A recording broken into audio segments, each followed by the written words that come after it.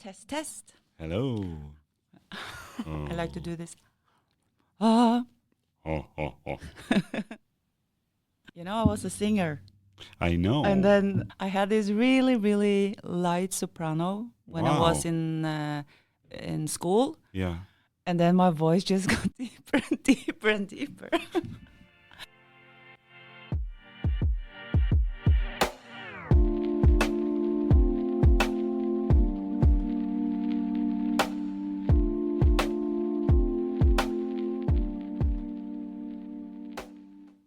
I like about singing is when I have the possibility to sing, for example, in a choir. Yeah. The voice merges, creating like a bigger sound. That for me was one of my first spiritual experiences because I felt part of something bigger. Did you sing in a choir too? Yes. I Yeah. sang in a choir since I was 9 until I was 39 in different countries, in different places. Really? Yeah. I didn't know that. Yeah, I sang in a jazz band. No also. way. Yeah. No. Yeah, like sort of Michael Bublé or Harry Can you Connick sing Jr. something? Oh, let me see. Miss the Saturday dance, how they crowded the floor, awfully different without you. Don't get around much anymore. Wow. Okay. I can finally use this one. So for me, the funny thing is when they needed someone to sing in that jazz band, I liked singing, but I was very afraid of the audience. So what I did, the jazz band was very big, and it had like backup singers and everything.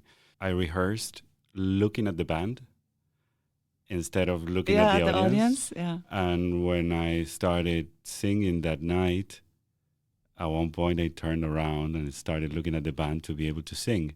And when people were cheering from the audience, then I turned around again. It was like, okay, this is safe. Then you turned around? I was like, okay, now I can sing in front of people. And singing for me I think it was the first spiritual experience that I had. It was like the strongest sense of, okay, something is holding me. Yeah. For me, singing is kind of my secret love. There is something in the sound, the connection with the emotion that makes it so intense. But to sing is, like you said, you had to turn around, turn away from the audience. And I am terrified when I sing. Yeah. When I was younger, I was terrified when I was singing. And when I was a signed artist on this record company, I was always so terrified. Because I feel like dancing was just expression, body and emotions, and music and singing was like straight into the soul. Yeah. And I think if I have a few things I haven't really pursued 100% in my life, it's singing. For me, singing was always a tool and a way to show how I felt in a more unstructured way. Music had been an important part of my life since I was a kid. Yeah, we both love to use our singing bowls when we teach. Yeah, and I just love the music and the creativity that you can use with. Yeah, sound is like a highway to the soul, to the purification. Regarding love, there are so many songs that express that people don't understand what love is. For example, Tina Turner's singing "What's Love Got to Do with It," or "I Want to Know What Love Is," or so many songs that show that people don't really have like a common notion of what love is. When you talk about that, one of my favorite songs is "Nature Boy." Why? You know the song? Yeah. Why? Why? Because of the lyrics. But what is the part that resonates most? When we talk about love, because the lyric is so simple. Yeah. And it's about the boy, nature boy. And what's funny is Another thing that made me step back from my singing career Yeah. is that I mentioned this before, and we made a joke about it, that I have a bad memory, but I Yes. really do have a bad memory. So I don't even remember my own lyrics. Well, it happens to Madonna also. Yeah, but for me it's constant. It's not like I forget sometimes. I just don't remember anything. So I love improvising, and that is why I also Mhm. did jazz music, because I just go in, step with the band, and then I just improvise and I create songs, and yeah, and that's what I love, just create in the moment. I said I remember the lyrics, but it goes like, there was a boy, Yeah. a very nice enchanted boy. He had wandered very far, far away from.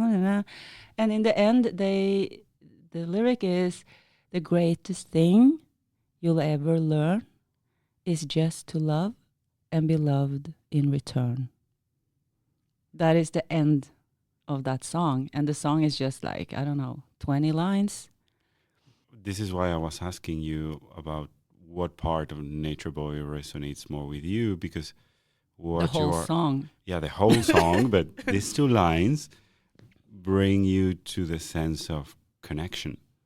Because the song is so simple written, but when you sing it, it's like you open a world, because this boy has been talking to fools and kings, Mhm. and it's not Nature Boy, it's Tantra Boy. Yeah, it's like, Yeah, yeah, actually. he's been wandering very far, far away from home, and then it's like he's coming home, and it's just what he learned from all his adventures and trips is that the love is within, Mhm. and that is the greatest thing. What bothers me a little bit is that I can't nail down your definition of love, but that is a control freak in me. Oh yeah, you wanted oh, are you still looking for a definition? I am still looking for, because I feel that's the engine. That's what moves you forward. If I define love, I would say is I want the other person or this other thing to become their best version. Maybe I am not involved into that process, but I want this person to thrive. So I give everything and I accept this person the way it is. But then you talk about love in relationship. It could be with myself also. Yeah, but it's still within a condition. Yeah, when you speak about it, I have this sense of unconditional, and it's so hard to explain with words what unconditional love is. I think when you tap deep into Tantra, when I talk about tap into the source, Mm-hmm. it's so hard to define that type of love. That's why it's called realizations. And Yeah. that's why you do these practices, Mm-hmm. because you tap into a sort of love that is very, very hard to define. It's like when we had our previous conversations, when we get realizations, Mm. you just understand, aha, that's how it is, or that's how it should feel. Yeah. And of course, it's like a connection to everything, Mm-hmm. but it's beyond the physical. We have a thought of love when we feel deeply connected to someone or nature, or we feel something.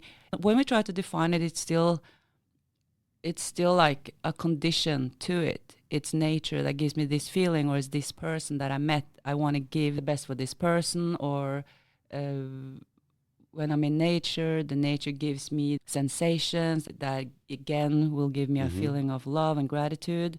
Everything of this is some kind of condition, but we are Yeah. still high up there when on the love frequency. Yeah. Could you say that love is this acceptance and connection? I think the way we live in the world now, in this physical world, Mm-hmm. I think that is the closest thing. That's why I use the term being in love, Mm-hmm. and that's the closest thing. But if we talk about energy, Yeah. love creates a certain energy. Yeah. And when you go deeper into different practices, it's like that feeling of deep love and connection. You know, when you connect to someone, and it's like an explosion. It's what we can feel in experience with other people. Mm-hmm.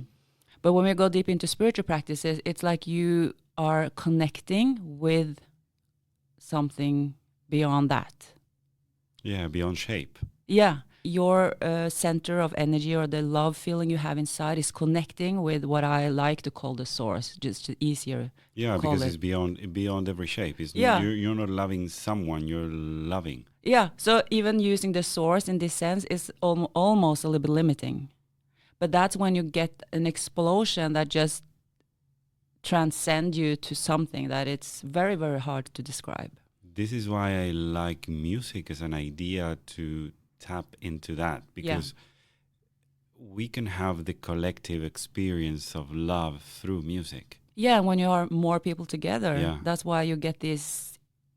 Yeah, people can experience these ecstatic moments when they're in a concert, and then the favorite song comes in, and then you have thousands of people singing the same, and you just It was the lighters when I was a kid, but now it's like the. That's a very good picture, to compare with too, instead of just the feeling of being in love.